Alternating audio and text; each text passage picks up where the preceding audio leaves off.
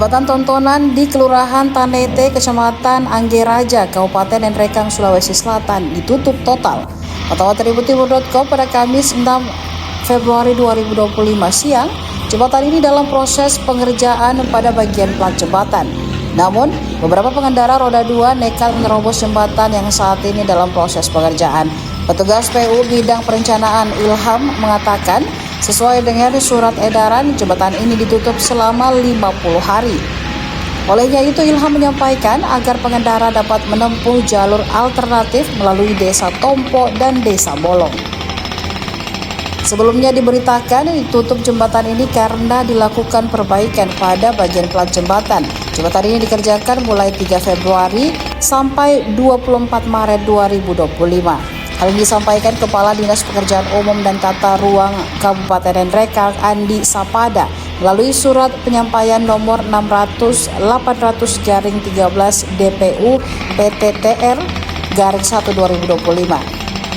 Dalam surat itu, Andi Sapada menyampaikan terdapat 5 kecamatan yang untuk sementara tidak bisa melintas di jembatan tersebut, yakni Kecamatan Baraka, Buntu Batu, Malua, Bungin, dan Anggeraja.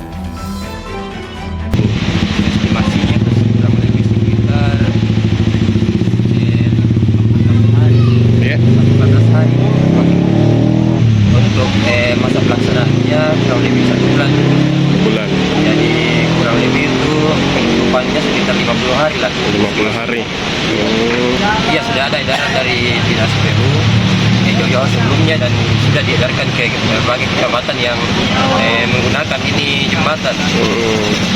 Himbauannya untuk pengendara, untuk kendaraan roda 4 dan roda 2 diarahkan ada jalan alternatif. Yang pertama lewat Sangke, tembus ke Dulang, Bala, dan alternatif kedua ialah Kalosi, Malua, Baraka. Itu 2 alternatif. Untuk ada baiknya untuk besok, mulai besok sampai sampai masa pemilihannya habis, diharapkan kepada pengendara untuk belum tidak melewati dulu jembatan ini sampai masa pemilihannya habis. Bagian lantai, bagian inbound dan outbound, yang bagian dulu kerusakannya saja, karena ini sifatnya pemeliharaan ini. Download Tribun X sekarang, menghadirkan lokal menjadi Indonesia.